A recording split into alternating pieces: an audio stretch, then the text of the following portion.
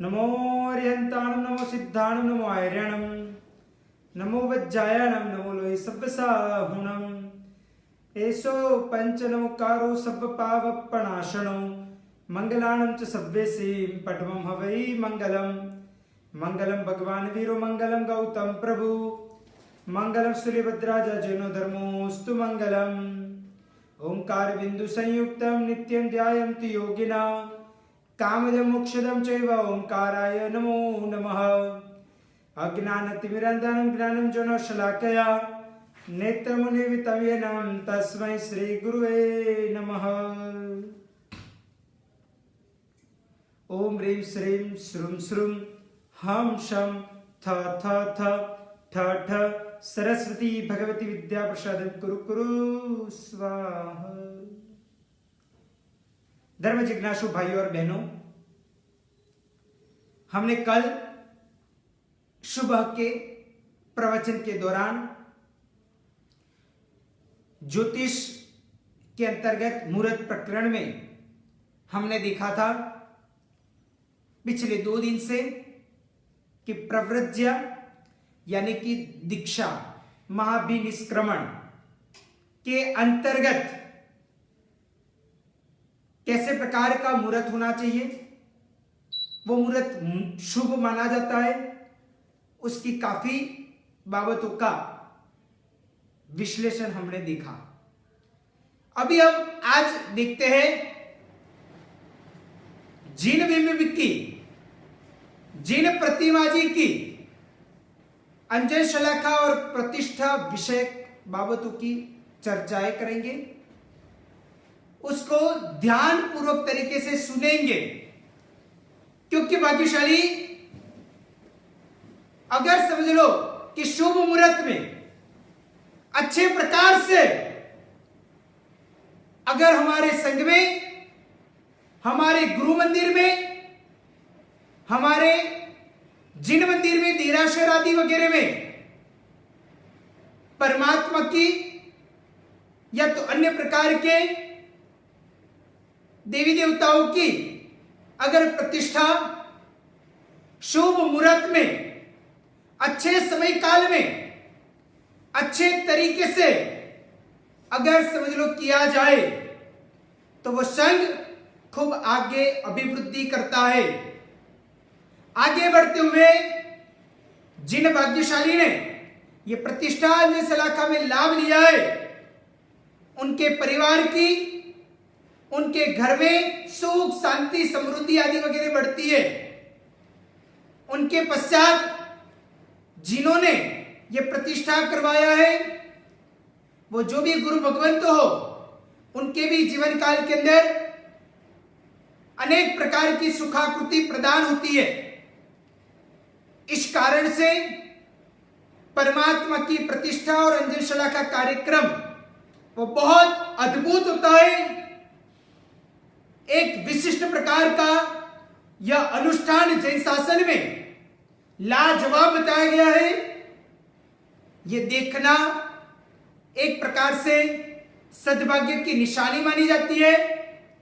ऐसे प्रकार के ये जिनेश्वर परमात्मा का बिंब यानी कि प्रतिमा जी का अंजन विधि करनी हो, प्रतिष्ठा आदि वगैरह करना हो, तो कोई विशिष्ट राजयोग, विशिष्ट प्रकार का कोई उत्तम मुहूर्त आदि वगैरह लिया जाए तो वो कार्य सोने में सुहागा की तरह सफलता प्रदान करती है। इस कारण से भाग्यशाली कौन से शुभ मास में, शुभ तिथि में, वार, नक्षत्र, राजयोग, अन्य प्रकार के योग, करण, नवमास, लग्न, होरा आदि वगैरह में प्रतिष्ठा अंजन शलाका अगर किया जाए तो खूब सफलता प्रदान करवाती है। उसकी बातें की चर्चा हम आज के दिन करेंगे। और दूसरी एक बात, कल से एक नए महीने की शुरुआत होने के लिए जा रही है, जो महीने का नाम ज्येष्ठ मास है, यानी कि जेठ महीना बोला जाता है।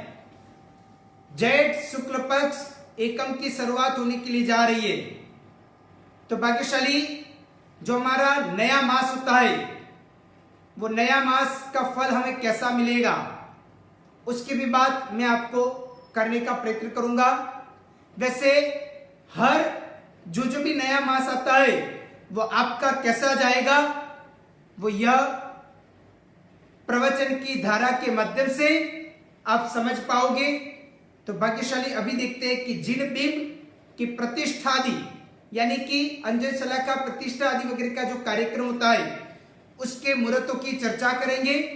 तो सबसे पहले शुभ मास यानी कि कौन सा महीना अच्छा बोला जाता है, तो कहा गया है कि प्रतिष्ठा करने के लिए मागसर महीना हो, महा महीना हो, फागण महीना हो, वैशाख महीना हो, ज्येष्ठ महीना हो और कई बार आषाढ़ मास भी श्रेष्ठ बोले जाते हैं। उसके पश्चात कौन सी तिथि उत्तम बोली जाती है, तो बीज हो, तीज हो, पांचम हो, छठ हो, सातम, दसम, ग्यारस, तेरस और पूर्णिमा का दिन वह तिथि प्रतिष्ठा अंजन शलाका के लिए शुभ माना जाता है। कौन सा वार, तो वो तो सबसे पहले हमने जब होरा का ज्ञान आपको दिया था तभी ये बाबतों की चर्चा हमने की थी। हमारा शायद ये जो प्रवचन की धारा हर रोज की चल रही है उसका वीडियो नंबर 2 उसके अंतर्गत ही होरा का हमने विशिष्ट प्रकार का ज्ञान दिया था जिसका टाइटल इंस्टेंट मुहूर्त समाधान है, उसके माध्यम से हमने देने का प्रयत्न किया था। तो भाग्यशाली वही वार यानी कि सोमवार, बुधवार, गुरुवार और शुक्रवार ये 4 वार उत्तम माने जाते हैं अंजन शलाका प्रतिष्ठा के लिए। उसके अलावा शुभ नक्षत्र तो रोहिणी नक्षत्र हो, मृगशीर्ष नक्षत्र हो, पुनर्वसु नक्षत्र हो, पुष्य नक्षत्र हो, मघा हो, उत्तरा फाल्गुनी हो, हस्त हो, स्वाति हो, अनुराधा हो, मूल हो, उत्तराषाढ़ हो, उसके बाद श्रवण हो, धनिष्ठा हो, उत्तरा भाद्रपद हो, रेवती हो और उसके अलावा अश्विनी और शतभिषा जिसका दूसरा नाम सप्त तारका भी बोला जाता है वो भी शुभ माना जाता है। अभी योग की बात करें, जो पंचांग के अंदर हमने बोला था कि तिथि, वार, नक्षत्र, योग और करण ऐसे 5 चीज आती है, तो उसमें से हमने अब तक तिथि, वार, नक्षत्र आदि वगैरह देखा। अभी योग देखे तो प्रीति, आयुष्मान, सौभाग्य, सुकर्मा, वृद्धि, ध्रुव, हर्षण, सिद्धि, वर्याण, शिव, साध्य, शुभ, शुक्ल और ऐन्द्र आदि वगैरह नक्षत्र भी मिश्रण शुभ योग कहा जाता है। उसके बाद विशिष्ट प्रकार के जो राजयोग कहा जाता है मुहूर्त के अनुसार। उसकी बात करें तो रवि योग, राजयोग, स्थिर योग, कुमार योग और अमृत सिद्धि योग, यह राजयोग भी विशिष्ट प्रकार के कहे गए हैं। अभी शुभ करण की बात करें तो बौ, बालव, कौलव, तैतिल और बणिज यह करण उत्तम यानी कि शुभ माने जाते हैं। शुभ हो रहा तो हमको मालूम ही है जो वार के अनुसार ही है, सोम की हो रहा, बुध की हो रहा, गुरु की हो रहा और शुक्र की हो रहा। यह हो रहा में अगर प्रतिष्ठा अंजन शलाका किया जाए तो वो शुभ माना जाता है।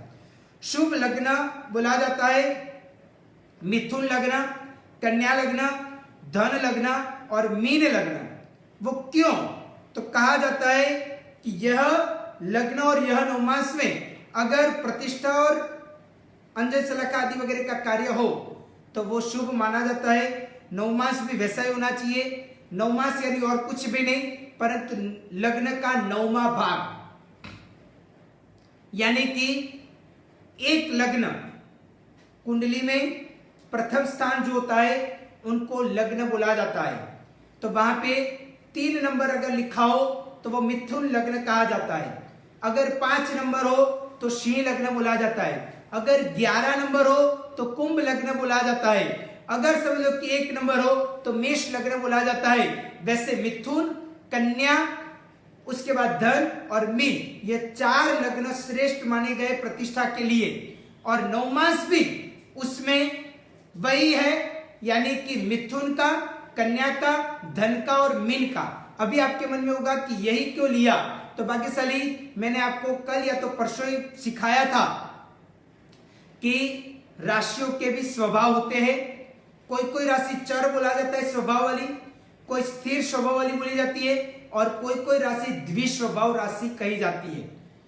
जो कार्य चर में करने का होता है, यानी कि एक जगह पे स्थिर वो चीज नहीं रखनी है, परंतु चलानी है, घुमानी है, तो वो चीज चर राशि के अंतर्गत करनी चाहिए। जैसे समझ लो कि कोई हमें अपने जीवन काल में अगर वाहन आदि वगैरह खरीदना हो तो चर के अंदर होना चाहिए। स्थिर के अंदर दीक्षा आदि वगैरह देनी हो, उनको कायम स्थिर रखना है दीक्षा में, तो वो चीजें बोला जाता है कि स्थिर लग्न और 9 मास के अंदर करना हितावह है। वैसे द्विस्वभाव यानी कि प्रतिष्ठा करने के बाद परमात्मा को स्थिर भी रखना है, और कोई कोई बात जब जिनाले का जीर्णोद्धार का समय आए, काफी साल हो जाए, कुछ 20 साल, 25 साल, 50 साल, 60 साल हो जाए, और उसके अंदर कोई जीर्णोद्धार आदि वगैरह करने जैसा हो, उसके अंदर कोई ना कोई प्रकार का तकलीफ आदि वगैरह उसको दूर करना हो, तो उसके लिए कहा जाता है कि द्विस्वभाव लेना चाहिए, क्योंकि परमात्मा को कोई बार उत्थापन भी करना पड़े। अगर स्थिर लग्न और स्थिर 9 मास में, यानी कि वृषभ, सिंह, वृश्चिक और कुंभ व स्थिर लग्न और 9 मास बोले जाते हैं, उसमें अगर किया जाए प्रतिष्ठा, तो बोला जाता है कि बाद में परमात्मा को उत्थापन करने के लिए जाओ तो शायद वो परमात्मा की प्रतिमा जी खंडित हो जाए, या तो फिर जो वो उत्थापन करने के लिए जाए उनके जीवन काल के अंदर बहुत सारी प्रकार की तकलीफें आए, ये प्रकार की चीज रही जाती है। इसलिए कहा जाता है कि प्रतिष्ठा आदि वगैरह द्विस्वभाव लग्न और द्विस्वभाव 9 मास में ही करना हितावह है, क्योंकि परमात्मा को स्थिर भी रखना है। दोनों स्वभाव उसके अंदर मिलते हैं, चर का भी और स्थिर का भी। परमात्मा को स्थिर भी रखना है, यानी कि वहां भी रखना है, और जब उत्थापन करना हो जीर्णोद्धार आदि वगैरह के लिए, तब उत्थापन भी करना पड़े, तो उसके लिए भी द्विस्वभाव माना जाता है। तो भाग्यशाली ये भी चीज अवश्य में अपने जीवन काल के अंदर समझनी चाहिए। तो भाग्यशाली ये चीज बहुत आवश्यक है कि शुभ लग्न और शुभ 9 मास देखना बहुत इंपॉर्टेंट, बहुत जरूरी, ये चीज अपने जीवन काल के अंतर्गत समझना चाहिए। कई बार देखते हैं तो परमात्मा का जब मंदिर जीर्णोद्धार करते हुए, नया बनाते हुए, परमात्मा को जब उत्थापन करने की प्रक्रिया आती है, तो कई सारे संघ के अंदर देखा जाता है, तो जब परमात्मा को उत्थापन करते हैं तो परमात्मा की आंखों में से कुछ अश्रु की धारा, या तो परमात्मा का रूप देखो, परमात्मा की मुखाकृति देखो, तो ऐसा ही लगे कि परमात्मा जैसे रो रहे हैं, वैसा हमें अनुभूति हो रही हो, ऐसा लग रहा हो। पर भाग्यशाली ऐसा नहीं होता है। परमात्मा हर्ष और आनंद के परमात्मा के वो आंसू निकलते हैं, यानी कि पानी की धारा निकलती है, जिसके द्वारा हमें पता चल सकता है कि परमात्मा भी हर्ष और आनंद में है कि इस प्रकार उत्थापन करते हुए उनका नया जिन मंदिर बनेगा, जीर्णोद्धार होगा, और बाद में वही परमात्मा की वहां पे प्रतिष्ठा होगी। इसलिए उत्थापन करने के समय के ऊपर भी कई बार ऐसा प्रसंग आता है, परंतु ऐसा बिल्कुल भी समझना जायज नहीं है कि परमात्मा रो रहे हैं, वो रो नहीं रहे, परंतु परमात्मा हर्ष और आनंद के अंदर आए हैं। परमात्मा को हर्ष के आंसू वो निकल रहे कि मेरे भी इधर बड़ा सा एक जिनाले जीर्णोद्धार होते हुए मेरी प्रतिष्ठा वापिस इस प्रकार होगी। इसलिए ऐसा कहा जाता है कि परमात्मा को हर्ष और आनंद का वो आंसू आया है, ऐसा कहा जाता है। उसके पश्चात भाग्यशाली ऐसे ऐसे प्रकार के नक्षत्र है जो प्रतिष्ठा के अंदर वर्ज्य बोले गए हैं कि ये नक्षत्र के अंतर्गत प्रतिष्ठा आदि वगैरह का मुहूर्त नहीं करना चाहिए। तो बोला जाता है कि प्रतिष्ठाचार्य जो हो, यानी कि जो गुरु भगवान प्रतिष्ठा करवा रहे हैं और जो श्रावक प्रतिष्ठापक है, यानी कि उसके द्वारा ये प्रतिष्ठा होने के लिए जा रही है, तो वो दोनों का जन्म नक्षत्र देखना अत्यंत आवश्यक है। वो दोनों का जन्म नक्षत्र के माध्यम से वो दिन का, जिस दिन प्रतिष्ठा करनी हो, जिस दिन अंजन सलाखा करनी हो, वही दिन का जो नक्षत्र चल रहा हो, यानी कि अपने जन्म नक्षत्र से, अपना खुद का नक्षत्र से वो नक्षत्र तक, यानी कि दैनिक नक्षत्र जो बोला जाता है, वो दिन का जो गोचर का वर्तमान परिस्थिति का जो नक्षत्र बोला जाता है, वो हमारे नक्षत्र से वो नक्षत्र अगर गिनते हैं और उसमें प्रतिष्ठाचार्य का या तो प्रतिष्ठापक का, यानी कि वो श्रावक का अगर नक्षत्र 10वां आए, अगर 18वां आए या तो 25वां नक्षत्र आए, तो वो नक्षत्र वर्ज्य बोला जाता है, यानी कि वो नक्षत्र का परित्याग करना चाहिए। फिर से एक बार कहता हूं, प्रतिष्ठाचार्य हो या तो प्रतिष्ठापक हो, उन दोनों का जन्म नक्षत्र देखने का, वहां से लेते हुए वो दिन का, जिस दिन प्रतिष्ठा होने के लिए जा रही, वो दिन का नक्षत्र अगर देखते हैं तो जन्म नक्षत्र से वो दिन तक का नक्षत्र की गिनती करने की, अगर वो गिनते हुए 10वां नक्षत्र आता है, 18वां आता है या तो 25वां नक्षत्र आता है, तो वो नक्षत्र त्याग करने लायक बोला जाता है। वो त्याग नहीं किया तो कुछ अशुभ हो सकता है, इसलिए उसका अवश्य में अपने जीवन काल के अंदर ध्यान रखना चाहिए। उसके पश्चात भाग्यशाली कहा जाता है कि जब प्रतिष्ठा आदि वगैरह करना हो तो ये चीज अवश्य में ध्यान में रखनी चाहिए। तो गुरु और शुक्र दोनों उदय वाले होने चाहिए, यानी कि अस्त नहीं होने चाहिए। अस्त होना यानी कि सूर्य के साथ में गुरु होना एक ही भाव के अंदर, तो गुरु अस्त बन जाता है सूर्य के प्रभाव के कारण। अगर सूर्य के साथ शुक्र भी बैठा हुआ हो तो शुक्र अस्त बन जाता है। इस प्रकार सूर्य के साथ जो ग्रह बैठता है वो अस्त का बोला जाता है। तो वैसा प्रकार का वो अस्त का नहीं होना चाहिए, उदय का होना चाहिए, यानी कि गुरु का बल मजबूत होना चाहिए, शुक्र का बल भी मजबूत होना चाहिए, उसके अलावा चंद्र भी शुभ होना चाहिए, उसके अलावा तारा बल वो भी प्रबल होना चाहिए, उसके अलावा चंद्र स्वर चलता हो, तब ये प्रकार का शुभ योग हो तो श्री जिनेंद्र परमात्मा की जिन बिंबी की प्रतिष्ठा करने में वो परम अभ्युदय प्राप्ति करवाता है। इसलिए भाग्यशाली ये चीजों का विशेष ध्यान रखना चाहिए। अभी चंद्रेश्वर में प्रतिष्ठा करना यानी क्या, तो भाग्यशाली आपको शायद मालूम हो तो अच्छी बात है, न हो तो एक सीखने लायक कुछ अजब गजब की बातें हैं।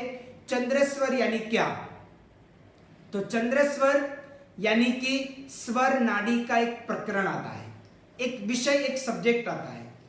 स्वर देखना यानी कि अपने शरीर में जो नाक है उसके माध्यम से, यानी कि नाक के छिद्रों के माध्यम से, समझ लो कि जिमने साइड से या तो फिर लेफ्ट यानी कि डाबी साइड से अगर कोई हवा आदि वगैरह बाहर निकलती है तो बोला जाता है कि अगर लेफ्ट वाले डाबे नाक के छिद्र में से ज्यादा हवा बाहर निकलती है तो वो बोला जाता है चंद्रस्वर।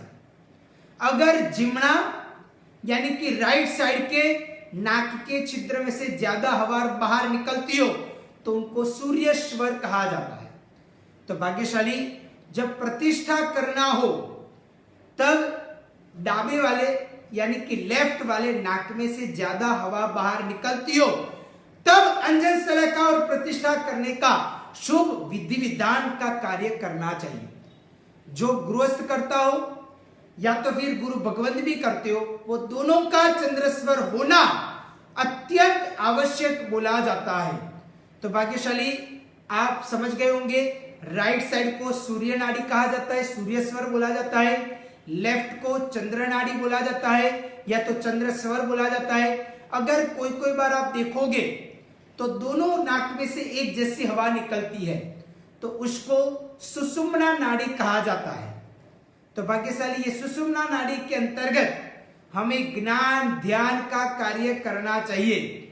हमें मंत्र तंत्र आदि वगैरह का कोई विशिष्ट विधि विधान करना हो, कोई साधना विशिष्ट प्रकार की करनी हो तो यह यानी कि सुषुम्ना नाड़ी के अंदर करना हितावह बोला जाता है। घर से जब दुकान, व्यापार, ऑफिस आदि वगैरह के लिए निकलते हो, अगर सुषुम्ना नाड़ी चल रही है तो वो कार्य करना हितावह नहीं है। ऐसा प्रकार का यह चंद्र और सूर्य और सुषुम्ना नाड़ी का प्रकरण भी कोई एक दिन हम उसका स्पेशल पूरा प्रवचन उसके माध्यम से वो हिसाब से देने का प्रयत्न करेंगे। वो नाड़ी के अंदर भी अलग अलग प्रकार के अग्नि तत्व, जल तत्व, वायु तत्व आदि वगैरह होता है, तो वो तत्वों की बात करेंगे। कौन से तत्वों में क्या काम करना चाहिए तो हमें सफलता हासिल होती है, उसके भी चर्चाएं आगे के प्रसंग के ऊपर हम देखेंगे।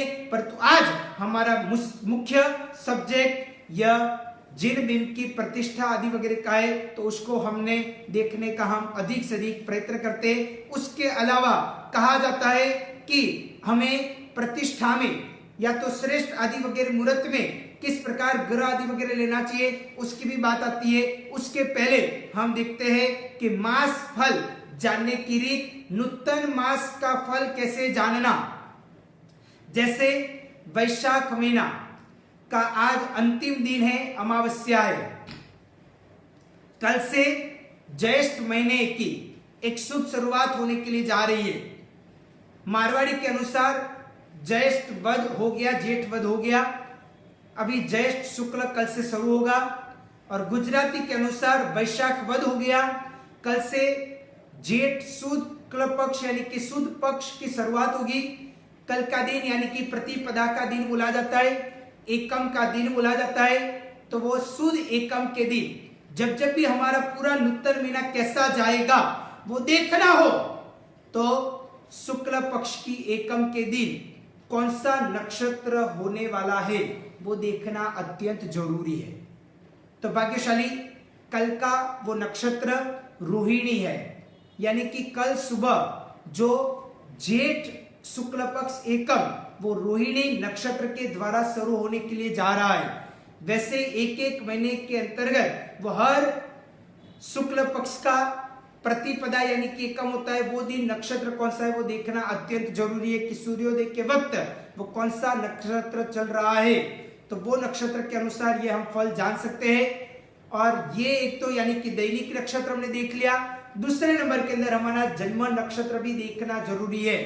अगर समझ लो कि हमारा जन्म नक्षत्र जो भी हो, वहां से गिनते हुए दैनिक नक्षत्र यानी कि शुक्ल पक्ष के एकम का नक्षत्र देखना चाहिए। जैसे समझ लो कि मेरा नक्षत्र है पूर्वा फाल्गुनी, मिच्छा मतलब पूर्व भाद्रवा पद।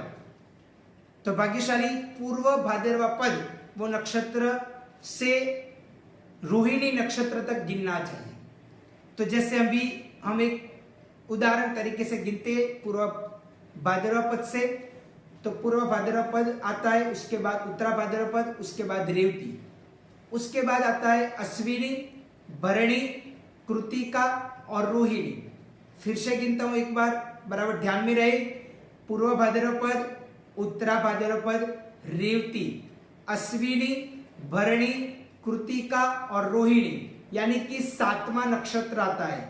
जितने भी पूर्व भाद्रवा पद नक्षत्र जिनका जन्म नक्षत्र है, आप आपकी कुंडली में देखोगे तो वहां पे लिखा हुआ मिलेगा कि नक्षत्र या तो जन्म नक्षत्र अगर पूर्व भाद्रवा पद है तो वहां से गिनते तो आपके लिए कल का नक्षत्र 7वां नक्षत्र आएगा। वैसे आप आपके हिसाब से गिन सकते हो। अगर 27 नक्षत्र परिपूर्ण हो जाता है तो वापिस अश्विनी, भरणी यानी कि प्रथम नक्षत्र से वापिस गिनना होगा। वापिस में एक बार 27 नक्षत्रों का नाम आपके समक्ष बोल रहा हूं, तो भाग्यशाली एकदम ध्यान से सुनना। 27 नक्षत्र किस प्रकार होते हैं। अगर आप आपका नक्षत्र देखना चाहते हो तो जन्म नक्षत्र से रोहिणी तक देखोगे तो आपका जेठ महीना कैसा जाएगा वो आपको पता चल सकता है। तो भाग्यशाली ध्यान से सुनिए 27 नक्षत्रों का नाम: अश्विनी, भरणी, कृतिका, रोहिणी, मृगशीर्ष, आद्रा, पुनर्वसु, पुष्य, आश्लेषा, मघा, पूर्व फाल्गुनी, उत्तरा फाल्गुनी, हस्त, चित्रा, स्वाति, विशाखा, अनुराधा, ज्येष्ठा, मूळ, पूर्वाषाढ़ा, उत्तराषाढ़ा, श्रवण, धनिष्ठा, सततारका, पूर्व भाद्रवा पद, उत्तरा भाद्रवा पद और रेवती। यह 27 नक्षत्रों के नाम है।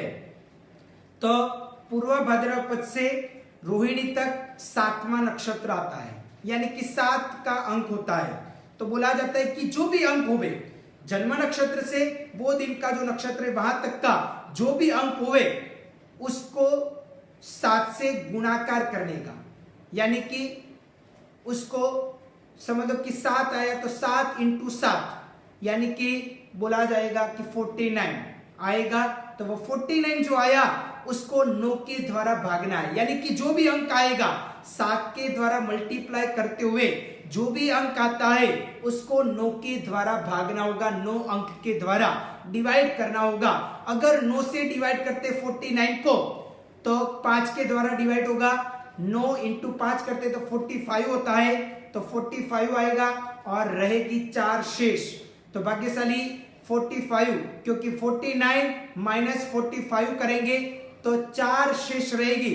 तो अगर वो शेष कितनी रहती है उसके ऊपर फल हमें प्राप्त हो सकता है। तो भाग्यशाली अगर समझ लो कि शेष 0 रहती है तो बोला जाता है कि मंगल, शेष 1 रहती है तो उसका फलादेश कुछ अलग प्रकार का है रवि के अनुसार। तो वो अब मैं आपको बताने के लिए जा रहा हूं कि अगर समझ लो कि शेष 0 आए यानी कि बिल्कुल शेष न रहे तो आपका वो मास कैसा रहेगा। तो कोई भी कार्य करने के लिए आप जाओगे तो आपको यश यश जस नामना कीर्ति नहीं मिल सकती, मानसिक और शारीरिक पीड़ा रह सकती है, ऐसा कहा जाता है। अगर समझ लो कि शेष 1 रहे तो आपके जीवन काल के अंदर प्रवास, उसके अलावा मस्तक यानी कि सिर का विकास, मन में चिंताएं और शरीर और छाती में दाह उत्पन्न हुए यानी कि एसिडिटी ज्यादा से ज्यादा ये महीने के अंदर रह सकती है। तो ऐसा प्रकार का चीजों का परित्याग करना चाहिए। कोई भी प्रकार का अथाना आदि वगैरह आचार वगैरह हो या तो फिर कोई भी प्रकार की समझ लो कि एसिडिटी हुए वैसी तीखी तमतमती चीज आदि वगैरह का परित्याग करना चाहिए, ये चीज खास समझनी चाहिए। अगर समझ लो कि शेष 2 रहता है तो बोला जाता है कि स्नेही का समागम होगा, उसके अलावा भगवान की सेवा हो पाएगी यानी कि आपके हाथों के द्वारा कोई अच्छे कार्य आदि वगैरह हो पाएगा और धन लाभ आपको मिल पाएगा। अगर शेष 3 रहता है तो पेट के अंदर विकार रह सकता है, कब्जियत हो सकती है, द्रव्य का यानी कि धन का नाश हो सकता है, यानी कि खर्चा आदि वगैरह बढ़ जाए वैसा हो सकता है। और उसके अलावा नीच जन यानी कि नीच कौम निजी जन व्यक्तियों से दुखी होना, उसके अलावा खाना पीना आदि वगैरह पेट के अंदर न रुचे, भूख आदि वगैरह न लगे वैसी प्रक्रिया भी हो सकती है। अगर समझ लो कि शेष 4 बचे, जैसे हमने देखा था कि पूर्व भाद्रपद से रोहिणी तक गिनते हैं तो उसके अंतर्गत 7 से गुणाकार करते और 9 से उसको डिवाइड करते तो 4 शेष रहती है।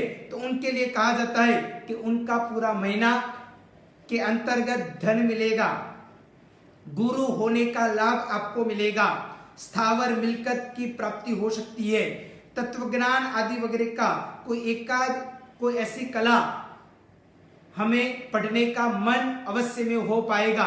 तो वैसा कहा जाता है। अगर समझ लो कि शेष 5 रहे तो स्नेही के साथ जो हमारे प्रिय लोग हो उनके साथ विरोध हो सकता है, कलाओं आदि वगैरह बोला जाता है कि नए प्रकार के शत्रु हो सकते हैं, सर्प के द्वारा, बिच्छू के द्वारा, सर्प के द्वारा, कुत्ते के द्वारा, ऐसे प्रकार के चीजों के द्वारा हमें कोई ना कोई प्रकार का भय उत्पन्न हो सकता है। जहरीली कोई पदार्थ चीजों के द्वारा भी भय उत्पन्न हो सकता है। अगर समझ लो कि शेष 6 बचता है तो मन हमारा स्वच्छ रहेगा, अच्छे प्रकार के विचार आएंगे, अच्छे प्रकार के हमारा माइंड आदि वगैरह रहेगा, पॉजिटिव विचार आदि वगैरह आने का प्रयत्न होगा, धन लाभ होगा और मिष्टान आदि वगैरह मिलने की संभावना है। उसके अलावा अगर समझ लो कि शेष 7 रहे तो बोला जाता है कि पेट का दर्द हो सकता है, आपके ऊपर गलत आरोप भी आ सकते हैं और शत्रुओं के द्वारा चिंता भी बढ़ सकती है। अगर समझ लो कि शेष 8 बचता है तो बोला जाता है कि सुख मिलता है, व्यापार आदि वगैरह में सफलता मिल सकती है और चिंता का नाश हो सकता है। इस प्रकार हमारा ये नूतन मास का फल जानने की रीत इस प्रकार की कुछ है। तो भाग्यशाली आज हम इधर तक हमारा ये प्रवचन, हमारा ये सेशन रखते हैं। तो भाग्यशाली कल सुबह में ज्येष्ठ शुक्ल पक्ष यानी कि प्रतिपदा का एकम का दिन है। तो भाग्यशाली कल हमारे समक्ष पूज्य आचार्य कीर्ति प्रभु सुरेश्वर जी महाशय वो पधारेंगे और हमें सभी को बेस्ते महीने का महामांगलिक हमें सभी को बस यही क्लास के समय के अनुसार सुबह में 10 बजे ठीक 10 बजे यह मांगलिक आपको लाइव हर भक्तों को हर एक व्यक्ति को सुनाया जाएगा। तो भाग्यशाली आप सभी को जोड़ने का प्रयत्न करो ताकि आपका पूरा महीना बहुत अच्छी प्रकार से जाए और ऐसा प्रकार का शुभ संकल्प करते हुए हमारा जीवन खूब धर्ममय आदि वगैरह के द्वारा व्यतीत हो। तो भाग्यशाली हम कल सुबह में यह मांगलिक सुनने के लिए सुबह में 10 बजे ही मिलेंगे। हमारा क्लास बोलो या मांगलिक बोलो जो भी होगा वो कल सुबह में प्रातः ठीक 10 बजे वो होगा। गुरु भगवान हमें अलग अलग मुद्राओं के माध्यम से अलग अलग प्रकार के मंत्राक्षरों के माध्यम से शुद्धि पूर्वक तरीके से हमें यह मंत्रोच्चार आदि वगैरह सुनाएंगे। तो भाग्यशाली वो सुनने जैसा है। और सोमवार से वापिस यही प्रतिष्ठा आदि वगैरह का मुहूर्त का पार्ट 2 करते हुए यह हमारा प्रवचन आदि हम आगे देखने का प्रयत्न करेंगे। आने वाले वीक में हम आपके समक्ष शनि की पनौतियों की भी चर्चा कुछ करने वाले हैं। तो जरूर भाग्यशाली सबको जोड़ने का प्रयत्न करो। ये वीडियो के माध्यम से जितने भी लोग जुड़ेंगे उतने जन जन तक यह ज्ञान पहुंचने का प्रयत्न होगा। तो भाग्यशाली जरूर जोड़िए। बस यही शुभ अभिलाषा वित्रा की आज्ञा विरुद्ध बुलाओ तो मिच्छामि सर्व मंगल मांगल्यम सर्व कल्याण कारणम प्रदानम सर्व धर्माणाम जैनम जयते सा।